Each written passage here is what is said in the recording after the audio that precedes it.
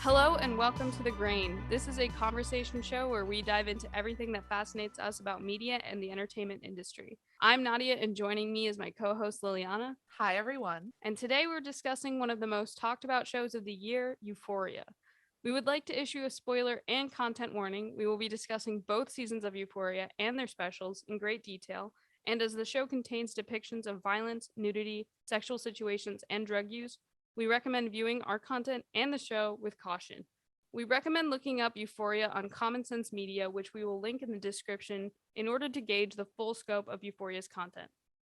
Based on an Israeli show of the same name, Euphoria is an A24 drama that follows a group of 8 high school aged characters living in Southern California. The show centers around Rue, played by Zendaya, as she struggles with drug addiction after the loss of her father and finds her first love in the new girl, Jules, played by Hunter Schafer. At the end of season 1, Rue and Jules split up, which leads Rue to a significant relapse in her addiction in season 2. Season 2 was the most social premium cable series since the Game of Thrones finale, drawing in 2.4 million viewers. To quote Variety, HBO also stated that digital viewing had an uptick more than 9 times higher than the season 1 premiere and nearly 4 times higher than the season 1 finale. The season 2 premiere also debuted to a viewership nearly 10 times higher than both special Euphoria episodes that were released last winter. So I know we kind of gave a brief recap of Euphoria at the top of the show, but that really does not even begin to encapsulate what actually takes place in both seasons and the two specials that Euphoria has. Like we said, the show follows 8 core characters and even more side characters who each have their own things going on at the same time as the Rue and Jules stuff. So I'm hoping that everyone listening is aware of what takes place in the series because we just cannot recap everything. Yeah, I completely agree. I think Euphoria is definitely a show where there are so many storylines happening, so many characters, so much chaos and kind of madness, not in a bad way, just in a way. Um, so yeah, definitely can't recap everything. I don't even know if I would remember everything. I feel like recapping the show would that's just what you should just watch the show like at that point, you know what I mean? Yeah, agreed. But I actually wanted to start a discussion with a question that's been on my mind a lot recently. I watched the show Euphoria. My younger sister, who's 16, watches it. And I also have an older cousin who's about in her 30s who watches it. So, we're all 3 different women at 3 different times in our lives. And it really got me thinking, like, who is the show Euphoria really for? Like, who is the audience that they're aiming for? And is that the same audience that's actually watching the show? That's I feel like that's one of the more interesting questions regarding this show, and I feel like it's something that still persists with sort of Euphoria copycat shows that are also intense. Like Euphoria is like a very adult, I guess. Hmm. HBO is an adult oriented network, so that's, you could say that, oh, it's for adults because it's on HBO, but because it's about teens, I wouldn't be surprised if teens make up the majority of the viewership, if not like a Hmm. large portion. Yeah. And if the show really is for adults, I guess my follow-up questions would be, why do adults want to see teens living their lives? And especially in the way that, Euphoria is, which we'll get into later. But like, is it a nostalgia factor that it's like, okay, your teen years are done, but you just want to see young people navigating things in their lives for the first time? Or is it kind of like a voyeuristic thing where it's like, I'm gaining this weird subversive pleasure by peeking into the lives of teenagers? Yeah. I don't know if that's like too insane, but I think, it's just what are the goals of the show? And Yeah. I've watched every single episode, including the special episodes, and I guess read a lot of articles. And I can't really answer that question. Euphoria is about teenagers, but let's be honest, like a lot of the shenanigans that are taking place on that show are not teenage level. Yes, I would say that true. those are a lot of really adult things that kind of happen on the show. So you'd almost say that like in that sense, like it is made for adults. I would really love to see a breakdown of the audience demographics for the show because its presence is very perplexing. A show that is obviously about teenagers, but features some of the most quote unquote adult content on television right now. And Mm-hmm. I'm sure that the experiences of the characters in the show are reflective of some American teens' experiences. Like, I'm not gonna speak to every teenager's experience ever. I'm sure there's people who very highly relate to this show, but I'd say for the majority of us, it's not Mm-hmm. super relatable. The show is R-rated, and like even Zendaya herself said that the show is for mature audiences, even season 2 even more so than season 1. And we're like both adults watching the show, right? We're not that old, but we're not in high school.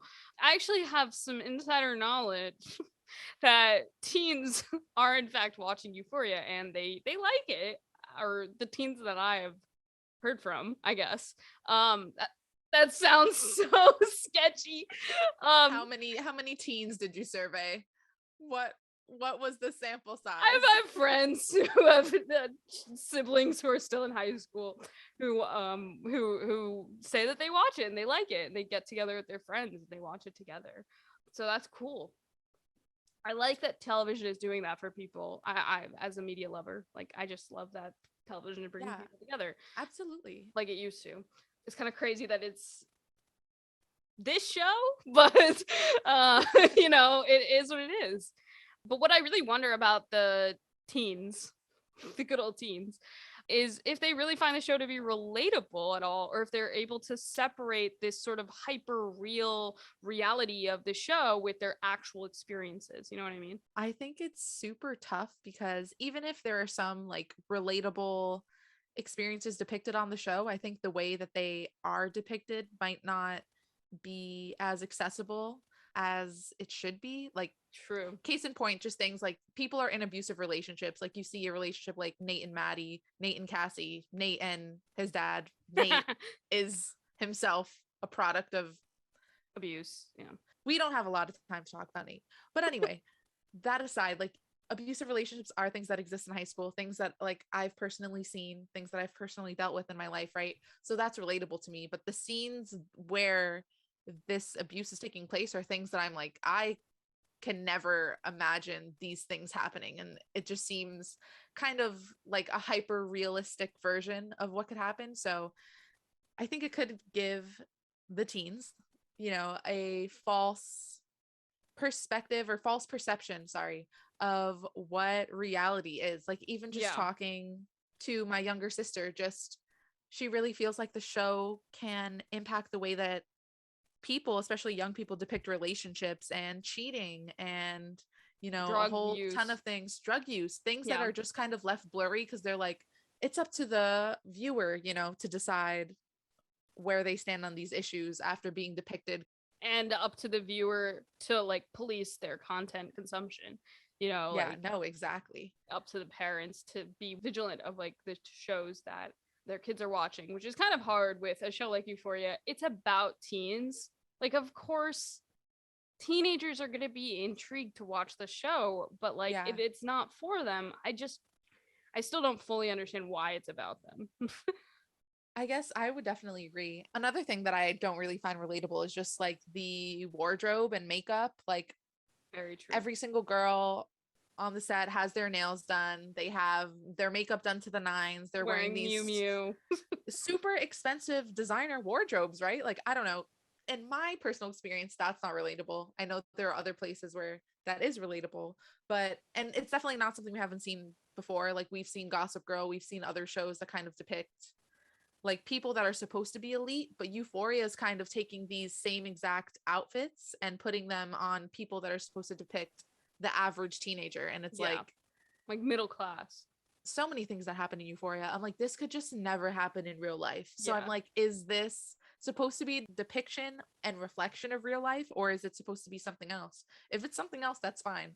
I just want it to kind of be honest and authentic and just like say like this is what it is, as opposed to being like, the vibes change every season. Yeah, Sam it's Levinson, I'm the only writer. Like, true. Yeah, I mean, it's like such a weird double standard in the show because like Sam Levinson's like talking about his struggles with addiction and the way that he depicts addiction in the show, and being honest with it, because he understands that drugs can provide some relief for some people, but it can lead to all these horrible things like addiction and like chaos. And I mean, we saw in episode 5 how bad Rue's addiction can really take her. But then they do things like all this crazy stuff that you would just never ever see in real life. Just like, I mean, Lexi's play alone. Like, I just Oh, do you mean the play with the $1 million budget? I was yeah, like, the what? most What insane school is budget this? produced in like a few weeks, a few months. Like, I don't know. Also, her casting person Yeah, must have been so gifted. Like, I don't know how did how they she found find? carbon copies of the main cast. Yeah, that, I mean, so yeah, these are the types of things that kind of like take you out of it when the show is trying to be so realistic. I feel like it needs to try to be realistic on all fronts. Otherwise, it just doesn't really feel real. And I feel like that's the stuff that like takes you out of the realness of Rue and her experiences. Like those feel so real and raw. And then you Yeah, gotta go to Lexi's play, and you're like, what is I this? Like, agree. you know? We've also talked about this before, but I feel like it's almost two different shows. Like, Yeah. it's Rue and her addiction, and that's just the main plot, and And then then another, everything else. yeah, everything else is Yeah. just kind of secondary to that. Yeah. There is this scene in episode 5, I think, which is the Rue running around town episode. Very realistic Yeah, again. really, obviously is one of the standouts of the season. And I think mostly because it focuses purely on Zendaya's character and really highlights her strengths, and just the cinematography as well, like the strengths of the show. Essentially, there's a scene where she's in Lexi and Cassie's house, and Maddie and Kat are there, and she needs to get out of there because her mom has just showed up, and she mentions to everyone like, how long has Cassie been sleeping with Nate, and she knows that's going to blow up everything. And it, to me, when I was watching that scene, it felt like the entire Cassie Nate saga was just so that Rue could say that one line in that one episode. That's really what it Right. felt like. And I kind of liked that. Like, I almost prefer, like, her running around, interacting with different characters, and like kind of their plot lines are kind of happening like concurrently, and they're just interacting with each other. I like that aspect of the show. It felt more congruous than previous episodes have felt, where everyone's like storylines feel really separate and like they're really connected only by Lexi, I guess. So that was a really standout episode for me. But yeah, so many things just take me out of the show. One thing that people talk about a lot is the nudity, more because, Absolutely. and that like ties into a lot of talk about the sort of behind the scenes issues with Euphoria. But so yeah, the nudity, I mean, it's a topic that's been at the forefront of all the Euphoria discourse online.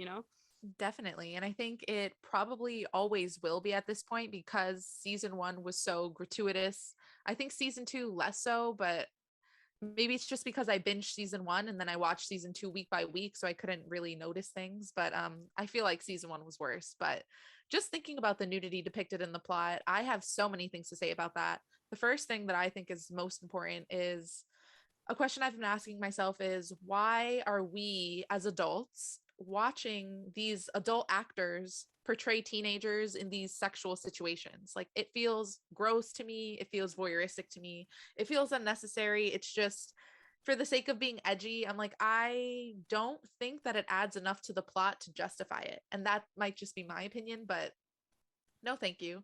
And then, second thing that I want to point out, which is something that I think a lot of people don't think about, when it comes to acting in these scenes, the male and female actors, and I don't mean to just talk about this gender as if it's binary, but in general, these actors have such different stakes during these scenes. Like, people who or characters who have penises, they use prosthetic penises, and I don't think there's ever a case where anything we've seen on Euphoria is authentic.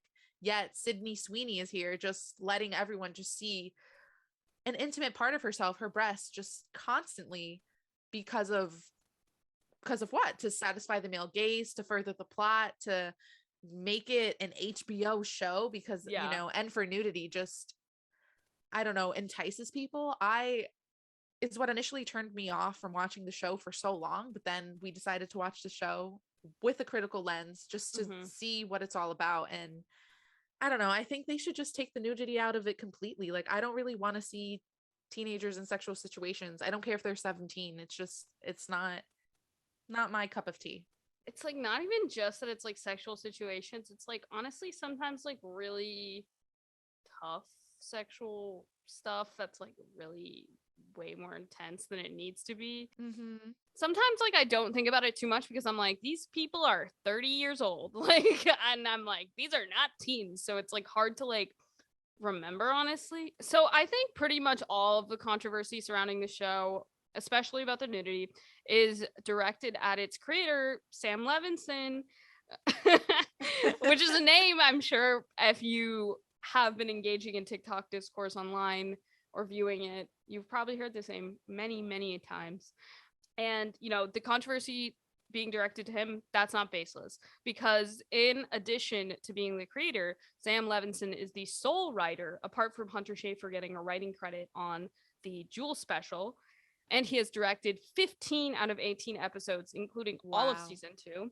So he really is the driving creative force behind the show. And like that's not an uncommon thing. James Gunn wrote all of Peacemaker. The difference is Interesting to compare the two, yeah, actually. yeah. The difference I feel like with like a show like Peacemaker is like James Gunn's a writer, like he's a writer first, I feel like. But his sense of humor is really the central aspect of Peacemaker, and I think that is the reason why he played such a vital role in all of the creative aspects of it. Mm-hmm. Whereas Sam Levinson, are we like, yes, Sam Levinson has written such amazing stuff and he is such a talented writer and we must let him write this show all by himself. I Yeah, I know. mean, I think once I heard that he comes to set without a shot list, so Hmm. shoots just extend like For so hours. much longer Yeah. than absolutely necessary because he doesn't do the work, because I heard that his argument is just, like we do experimental shots. I'm like, okay, well, like get a few standard shots in because don't act like all of Euphoria is experimental because that makes no sense and that's not true. And just, I don't know, do the best thing for your team and just do those shots. I don't know. I was personally offended as someone who has like made films before, just student films, but like what are you doing? Yeah. And let's not forget that Sam Levinson is a 37-year-old cis straight white man writing and directing teenage trans, queer, BIPOC female characters. Like that's just not okay. Like there's a problem with that. I have a problem with that. Sam Levinson can never understand those perspectives. He just cannot. Yeah. And I All that don't. I can hope is that the actors portraying these characters help in some way, but even so, Yeah, like I they don't get get a writing consulting credits. Like, writer. yeah, Like, yeah, please. yeah. So you could say that, oh, he leans on Zendaya and all these things, but like, then give them writing credits. Like, I don't understand. Mm-hmm. Sam Levinson can just never understand those perspectives. And I feel like that's clear because often those identities don't really play a large part in the characters' storylines. Mm-hmm. I also think confirmation bias is a big reason why the hate for Levinson is so strong online. Not to like defend Sam Levinson or whatever, like, but I do feel like confirmation bias is part of it. But this show has a relatively diverse cast in terms of gender, sexual orientation, race, tentatively, like not really, but a little bit. So naturally, I think that it attracts an audience that cares about those things. Research has shown that increasingly diverse audience prefer diverse content. But when Wait, really? when people realize that these characters are being written by a cis straight white man, that fact doesn't really line up with the diverse faces you're seeing on screen. So we as viewers almost look for reasons why Levinson must not be good for the series. Like back to the nudity thing, Sydney Sweeney came out and said that she was able to cut nude scenes for her character that she felt were unnecessary without any pushback from Levinson. And the story got a little bit twisted up on TikTok, I'll be honest. Like, people kind of took that as, oh, look, see, Sam Levinson just wants Sydney to be naked all the time. He has some kind of obsession with her. She looks like his mom. And for me, like, that, all that stuff was like taking it way too far.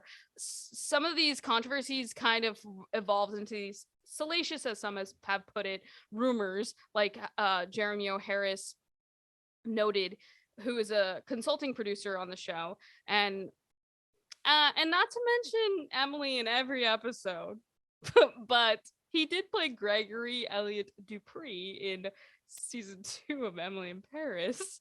Ooh, But what a fun fact.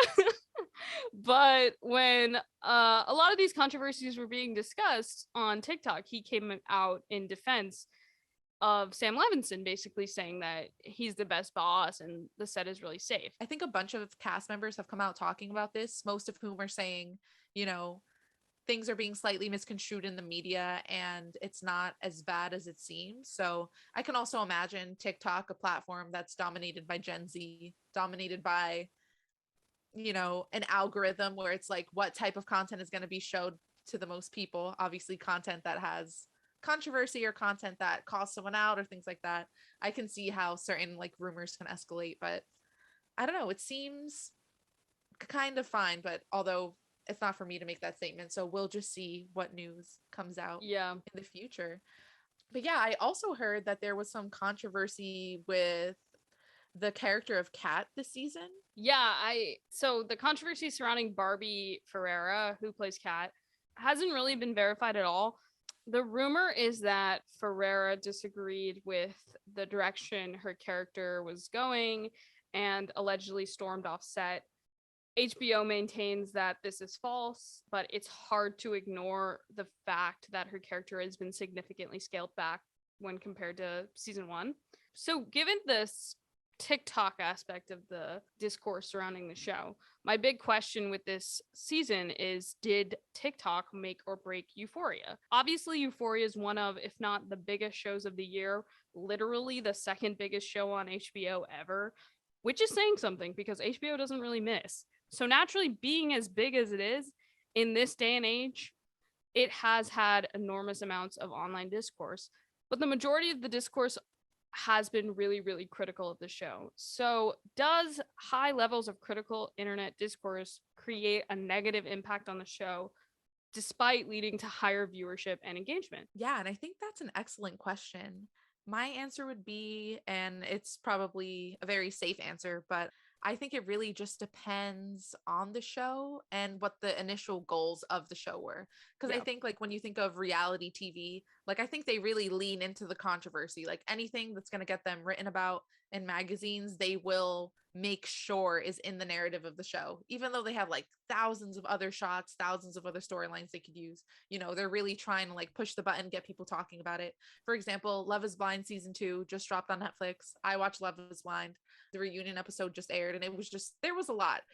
There were so many different conversation starters. Like every single couple had their own conversation starter. A lot of negative things to say about certain characters, about certain depictions, even about like the editing of the show itself. I've seen criticism of the host as well, but it's like a lot of people are still tuning into that content because they want to know the tea. Like I am definitely one of those people who I'll see like a hot take about a show, or I'll see a meme about it that I can't understand, but a lot of people seem to be enjoying. And then I just want to jump on that train, even if it's like a meme that's like, this is the worst show ever. And I'm like, is it really? Like, maybe I need to watch it now. I don't know. So it just really depends. And I think something else to think about too is if there's a lot of critical discourse about a given show, I think that's okay. Like a show like Game of Thrones had a lot of critical discourse, especially within the last seasons talking about it. But I don't really think it breeded animosity within the fan base or like a very negative fan base. But then there are some fan bases where there is a lot of dialogue about the show. Rick and Morty, for example, but like that fan base is notoriously toxic. So it's like, I think it's a mix of so many different things. So I think there's a lot of different considerations you have to make before answering this question. For Mm-hmm. me, I would say probably the old adage that is like no press is bad press. Mm-hmm. I think I could definitely see that working here, especially with social media apps and, the ability to communicate about things. And also hate watching is a thing. I don't really know when that evolved. Like, I try to explain the concept to my mom and she's like, why would you watch something that's bad? And I'm just like, or something that, you have a lot of opinions on, like negative opinions. And I didn't really have an answer for her. I'm being Yeah. honest. Sometimes it can be fun to just poke holes in things, But like with this and TikTok, I feel like people were excited for season 2 when it came out. Personally, I was not. I did not love season 1. I watched it back in the day. It feels like a century ago when it first came out. This show has always been popular, even since season 1, and has always generated a lot of discourse online. I think the big change between season 1 and season 2 is that TikTok has really blown up a lot more. Like, TikTok was around, I guess, when season 1 came out, but like not as widely used, I think, as it is right now. And so I think people are using that, and like I think that there's a lot of overlap between the people who like to use TikTok a lot and the people who watch Euphoria. So I think naturally that was going to be a place where a lot of discourse was going to occur. You could immediately watch an episode and turn your camera on and just record your immediate thoughts, like, and share them on TikTok, where they're probably going to be seen by other people who also want to like talk about Euphoria. It's like something we've never really had before for a show. Like, Twitter has always existed, I guess, but like it's a lot harder, I think, to get like a tweet to blow up than a TikTok. Like, I feel like TikTok, if you just have the right hashtags and use the right sound, like you'll kind of get somewhere. So that's one thing. And I feel like as the show progressed, just more and more people were making TikToks about it. And so more and more people were talking about it, and people who weren't watching it were like, I gotta hop on this, because FOMO, like legit, people just Yeah. did not want to be left out of this cultural discussion. Because honestly, like, I feel like like everyone was talking about Euphoria, and everyone was talking about it week to week, like, which is something that we Yep. haven't really seen in a long time. So if you were not watching, odds are you're gonna get spoiled. But you also just want to understand like what the memes are, basically, because like if you're not watching the show, you have no context to Faye and her lips. Like, you know what I mean? Which is such a hilarious meme that has actually just Yeah. spawned from this. I know the actor who plays Faye is like kind of like, why is everyone talking about my lips? But come on. I'm like, you know why, girl. Yeah. Don't act coy. But yeah, like those are some of the funnier things that have come out of the show, the memes. But yeah, I think really people just didn't want to feel left out. And I think even the memes are negative in a way, because they're just like making fun of the show and all the like absurd things that the show does. But I think isn't that how teens, or I feel like I'm just talking about teens like I wasn't a teen, but isn't that how people show like their love nowadays? Just like memes, just roasting the crap out of something, and then you're just in like, the internet age. I don't know. Yeah, I mean, like, going back to this question of, did TikTok make or break the show? And I would say I kind of feel like it's both, because if your goal in making a show is to get people to watch and get people to talk, Euphoria has achieved those goals. Not very well received critically, but well received. And Zendaya has already won an Emmy. People are really, really pushing her for Emmy #2 for this season, which I think is even more likely given her performance this season. So in that sense, it's getting tons of views. It's getting critical acclaim. It's getting accolades. It's getting discourse. It's checking all these boxes. But the majority of people watching the show are, I would argue, not enjoying it. Everyone I know is watching Euphoria, basically. And when I ask them like if they're enjoying the show, I feel like the answer has been like, no, like not really. And that's the answer I would give myself too. Like, to be honest, like I actually was watching one of the episodes, I think it was the 6th episode, live, because it was after the Rue episode, and I needed to know what happened. Like, so I watched it live on HBO when it premiered, which I don't normally do. I wait until the day after and watch it on HBO Max. So I had to go downstairs, and my mom and my grandma were like watching something. So I had to be like, hey, like, I gotta watch the thing. And they were like, oh, like, can we watch it with you? Or like, what do we? I was like, you should probably leave.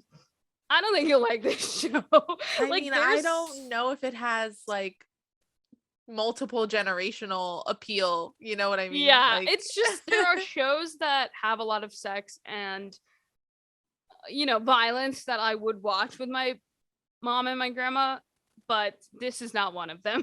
yeah, And I'm just like, I know you will not like this, and you will be not happy sitting in here watching this.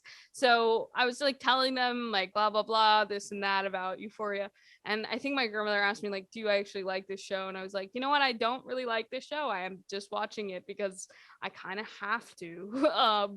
Which is yeah, fine. Like, I don't mind that. We have this podcast, we talk about media, so I don't mind watching things that are, not personally satisfying to me, but are worth talking about because they're yeah. in the cultural zeitgeist and they're affecting a lot of people. So that's kind of how I thought of it. I just like, I'm watching the show because I kind of have to. The show is just so exhausting to watch. Like, it's a hard show to watch. Every time I get out, I'm like, ugh. Yeah, I think I would agree. Something that really sticks out to me about Euphoria is normally I can understand the buildup of a show between episodes and like where the climax will be, where like I expect certain plot lines to be resolved and things like that. But Euphoria is kind of hard to predict. And I think sometimes that can work really well. Like the Root episode, I didn't really think that we were just going to get an entire episode of Zendaya running. I And it didn't know that ended up that's what I being the needed. best episode in the whole It was series. incredible. Yeah. And being honest, like the first play episode, I thought was incredible. I personally thought the play would only be one episode. I think it should have remained in one episode, but Ethan's iconic dance number, that was amazing. Yeah.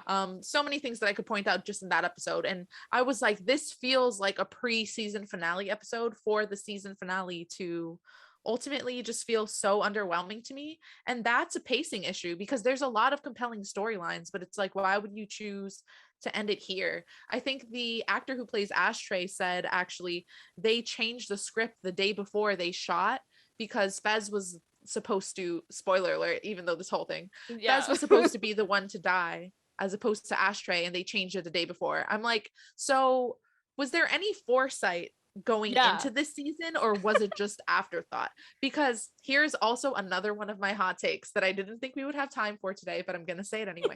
So after season 1, I felt like I didn't really understand Jules as a character, or I wanted to know a little bit more about her. And I'm sure a lot of people felt the same way. I'm sure a lot of people didn't feel the same way. But anyway, these 2 special episodes come out. And in Jules' episode, Jules is like, oh, yeah, I was just going through an entire second storyline that wasn't in the show at all, but was affecting me deeply the whole time. And I was like, was this intentional? Like, did you go into this knowing that Jules was going to have something bubbling beneath the surface that wasn't going to come to the forefront until this special episode? Or did you just read people's mean tweets to you online that were like, I don't really like Jules as a character, and you were like, you know what, I'm gonna just thicken the plot right here? Like, Yeah. you know what I mean?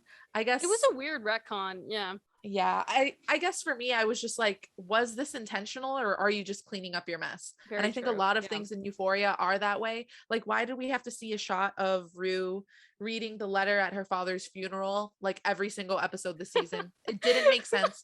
Even the last time they showed it, like, wasn't like so different in a way that like, oh, your previous expectations of the scene were shattered or anything like that. I was just like, why were we building up to absolutely nothing? And that's how Yeah. I feel about Yeah. so many things in Euphoria. Like, so much potential, but the fan theories Yes. are better than what you see on screen, Very and true. I'm Very true. tired of fan theories being better. Yeah. I'm looking at you, Game of Thrones finale, worst day of my life. Yeah, I feel like that is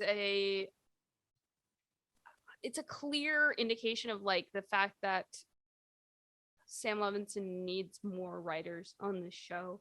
Like he just, if not for just like the plot lines, but for the characters, like there's just so many reasons why having multiple writers on a show is good for a show that's this sprawling. Absolutely. Yeah. So, yeah. So, like, despite the fact that a lot of people were negatively engaging with the show online, or critically engaging with the show, rather, the show has been picked up for a third season. So, I think we'll have to wait and see how the story progresses, because I would say it TikTok broke it in a sense that it's not like this show that everyone's like, whoa, Euphoria is amazing. I love Euphoria. I love it. And getting all these great, reviews and all this stuff. It's a lot of people being like, I don't like this show. I don't like the creator, but I watch it every week. I mean, all of a know? sudden, everyone's really become a media critic too. And like some Yeah. perspectives are great and some are so surface level. I'm just like, wow, really? Like they'll be like, Nate is abusive. I'm like, what? Oh my God. That's Yeah. crazy. So, I mean, I guess we'll see what happens in season 3 to see if any of these issues that have now been brought up on TikTok get resolved. I would say I don't want to see a season 4. I would like it if Euphoria wrapped up with season 3. I think a lot of these cast members are probably getting too big for this. So I think it is time for Euphoria to end.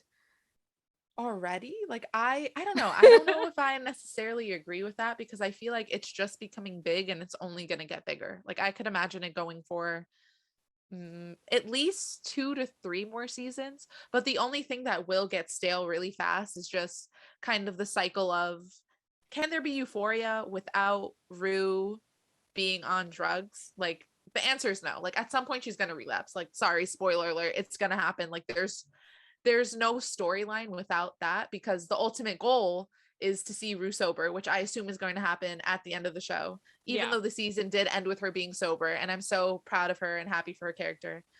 But I don't know, will audiences get tired of Euphoria? I guess we will see. The thing is, if the new season isn't going to come out to the end of 2023 or 2024, which is what they're expecting, that might give them time to build anticipation for the new season, or it could give people time to move on. So I think only time will really tell.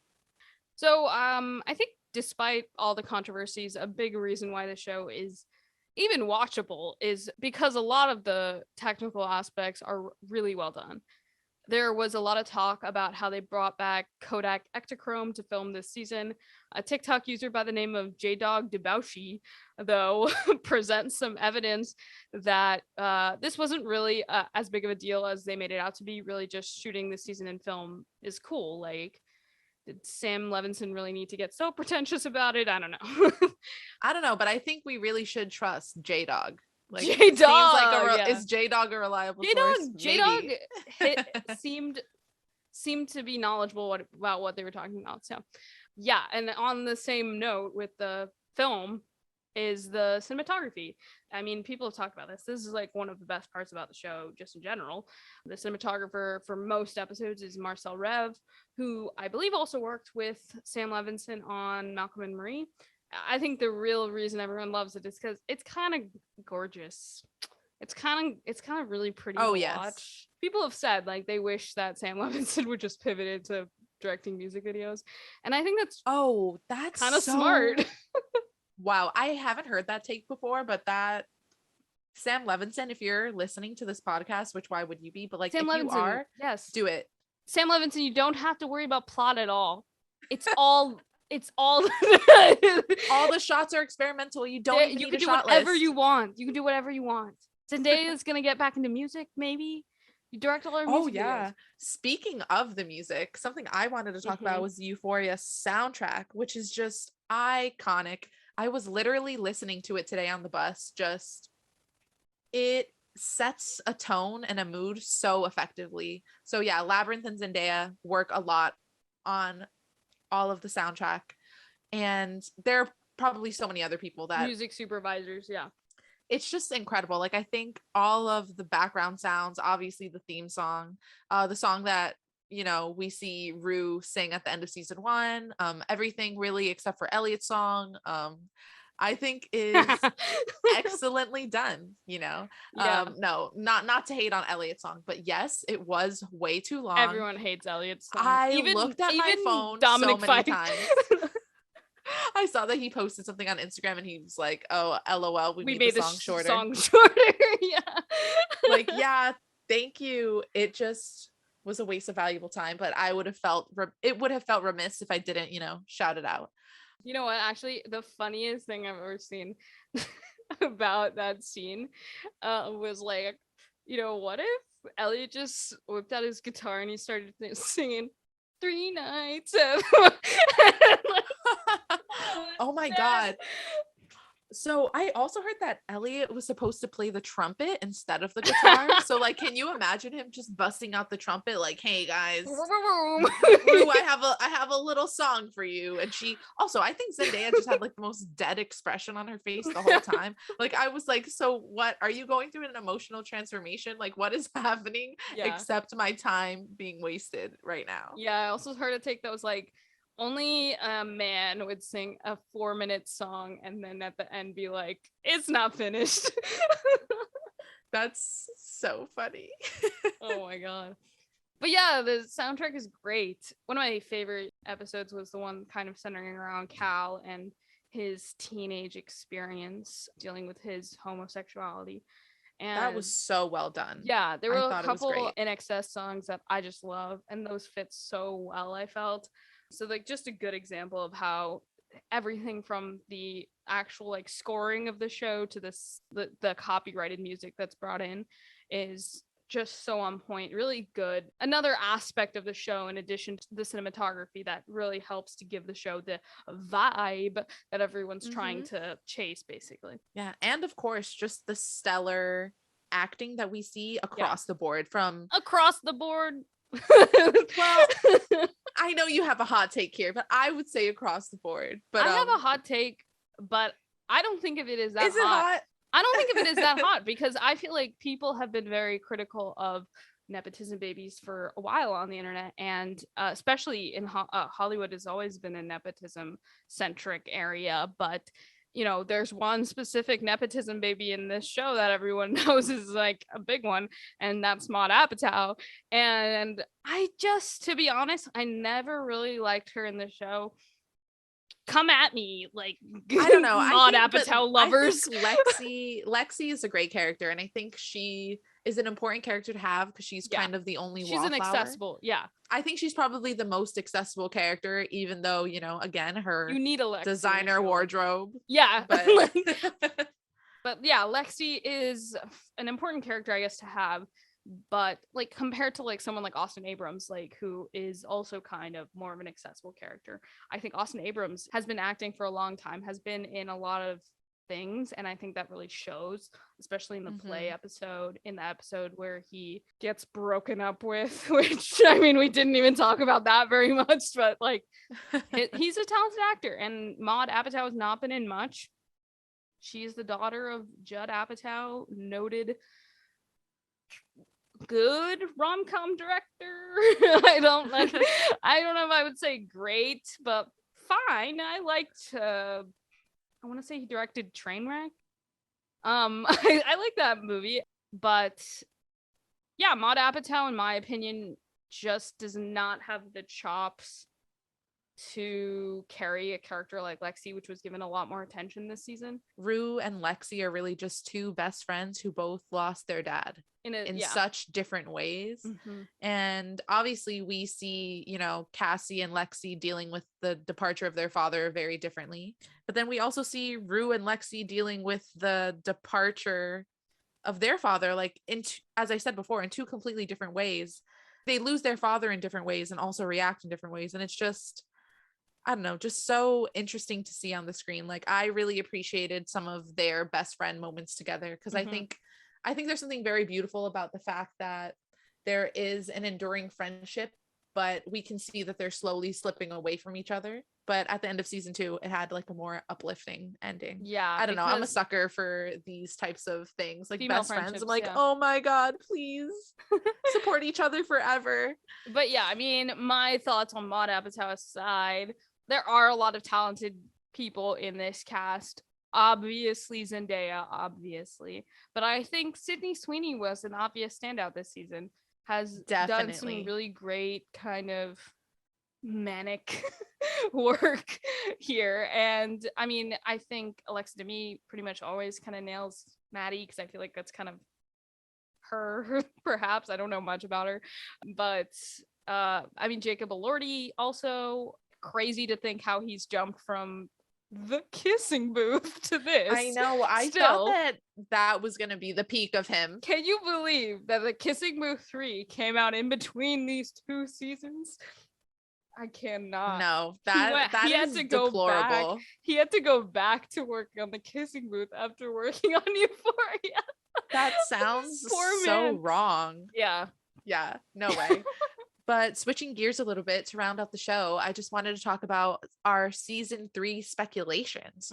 So I was thinking about all of the unfinished storylines in my head, and I really just wanted to point them out to you all. Yeah. So number 1, we have the Maddie and Samantha storyline. If you don't know who Samantha is, I also had to look up her name.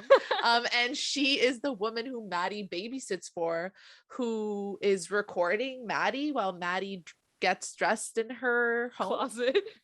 Yeah, weird. And that's like, it is unresolved to a certain degree because Samantha gives her the dress. Oh yeah, so we definitely know that Samantha's seeing it, but I'm like, what was she hitting on her? Like what was the reason that she gave her the dress? And also, I don't know, I just have a lot of questions. Unresolved, but I almost feel like that was the whole storyline. It better not have just been, because I feel like and then she's like, hey, here's this dress. I just feel like if that's true, I would be very disappointed. Yeah. We also have the whole Jules and Elliot storyline, like they slept together. Does Rue know? Will Rue ever know? Does it even matter at this point? Yeah. I don't really know. Neither of them will come forward because I think they're worried that it'll cause her to relapse again. And would it at this point? I don't really know. Like, I don't really have much to say here. It was just really just another reason why I don't like Jules. I was like, oh, cool. Or Elliot. Nice. I mean, I have no feelings about Elliot. Like literally just, I don't think about Elliot, which maybe is enough.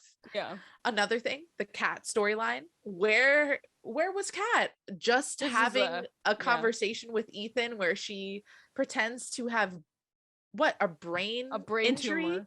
A brain tumor to get out of being with him. That was the worst storyline I've ever seen in a show, and was so unbelievable. Yeah, it felt like a real step back. Absolutely. It was really confusing. Yeah. Perhaps the most important, maybe we'll talk about this one a little bit, Rue and Lori. Like, remember how Rue owes $10,000 to a drug dealer who said that she would literally sell Rue? How did that not come up?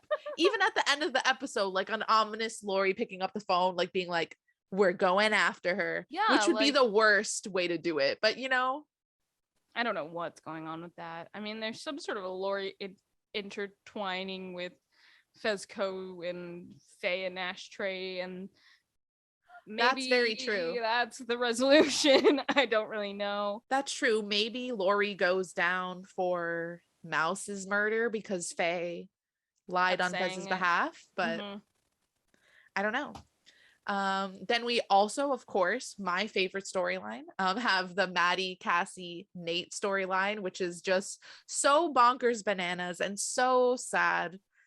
I love a good frenemies kind of dynamic, so I'm looking forward to seeing Cassie and Maddie be frenemies next season. I'm looking forward to Nate just being annoying, hopefully gone. So I heard that Jacob Elordi really wants to leave Euphoria to train for the Olympics, weirdly enough. What? So I'm like, maybe he'll leave and then Nate will be gone from their lives. But also, like, Nate drives the plot in so many ways. So I don't know. We'll see what happens with that one. Which sport is what? I have no idea, but I think it's him and his sister. And also I saw that he did another photo shoot where his sister had photographed him. And I'm like, is this the same sister? Like, you're both going to be Olympian an Olympian actor and an Olympian photographer. I was just so interested. I'm like, y'all are multifaceted, Yes, clearly. multi-hyphenates. Another thing, Fezco and Ashtray, that storyline was, very, very sad. But is Fezco okay? Like, he was shot in the side. I have no idea how much blood he lost. He looked pretty messed up. Like, how is that going to be resolved? Will Lexi ever find out that that's what Fezco was going through during the play? Will Lexi ever get the letter that says Lexi on it? Like, so that pretty. The police officers kept stepping on. Yeah. So I realized in the episode, so Cassie steps on the playbill that says Our Life, and she steps on it when they're walking down the stairs, and then like an FBI person steps on the Lexi letter also. And I was like, is there some symbolism here, or are you just running out of shots, or I don't know. And then also we have the Nate putting Cal in jail storyline. Also, I ship Nate and jail, so that was like, double whammy there. Nate in jail or Cal in jail? I ship Nate in jail, but also Cal probably, I don't know. No, I don't know. Definitely. Maybe they need to reconcile in jail or therapy or both. I don't know. Both. Probably both. Did you hear the rumors also about Tom Holland having a cameo? I saw this viral meme that was basically just Tom Holland in the audience of the play. Like, someone just photoshopped him, and I was just like, oh yeah. I was like, oh, is that him? Cool. I wouldn't really care either way. I think it's so cute that he's visiting Zendaya on set. But I think it would be cool to see him in it. But at this point, I'm also kind of getting fatigued of Tom Holland. I'm like, you've been everywhere for the last few months. I'm already done. Yeah, I need my honestly, new like white man of the week. truly. Like, I mean, Zendaya and Tom Holland are just killing the game right now. Between Spider-Man No Way Home, Uncharted, Euphoria, Dune. Yeah, it's just, they are really, and they are 25. Like, yes. Are you kidding me? It 25. Bothers me so much. I'm like, okay, got 2 more years. Very impressive. To do what y'all do. But do you think that there are going to be any special episodes released between now and the next season? Because there's a significant break, apparently. I feel like that's a high chance. Like, I definitely feel like the reason it takes a long time to make this show is because of the insane cast. And now that the show has gotten so popular, these cast members are going to be even higher demand than they were previously. Like, Zendaya's always been a high demand actor, but like, now everyone is, I think, and that is going to make production for the show very difficult. And so if you could do specials where you can book one actor and write a little bit more for them, I think that's definitely a possibility that we'll get more episodes like that. I wonder if it would be something to like further the plot in season 2, or if it would be more of like a retrospective. Yeah, I would love to see something that kind of answers some of the questions that we just talked about, Yeah, so many questions, so little answers. I can't say I'm looking forward to tuning in, because I think most of these storylines should have been resolved, or at least referenced in the finale. But I guess we just have to wait and see what comes soon. I'm honestly next. Ready for a break from Euphoria. I mean, this is our first non-Euphoria Sunday, and I was talking to my boyfriend about it. Like, I get to Sunday scaries because I don't like working. But not that I don't like my job, I just don't like labor in general. Yeah. But having a show in this time slot, which I also watch Game of Thrones, was the same Game of Thrones time slot, Sunday at 9 p.m., was just so great for me. Like, I loved having something to look forward to, like an hour of time from 9 to 10 p.m. on Sunday. Because then after the episode, I like wind down, relax. It just kind of not sets me up for the whole week, but it's just a nice end cap to the weekend. Yeah. And I'm just kind of sad that I don't have that. Yeah, but I have some anime that are coming out on Sundays, but I'm like, it doesn't come out Sundays at 9, so it's not the same. Watch it at 9. Yeah. Thank you for taking the time to listen to us. Please check out Euphoria if you haven't and form your own opinions. You can watch both seasons and the special episodes of Euphoria on HBO Max. We would also love to hear your thoughts on this season of Euphoria. Join the conversation by heading over to our YouTube, The Grain, or our Instagram at thegreen.ig. Be sure to check out our other episodes on Spotify. We hope to see you there.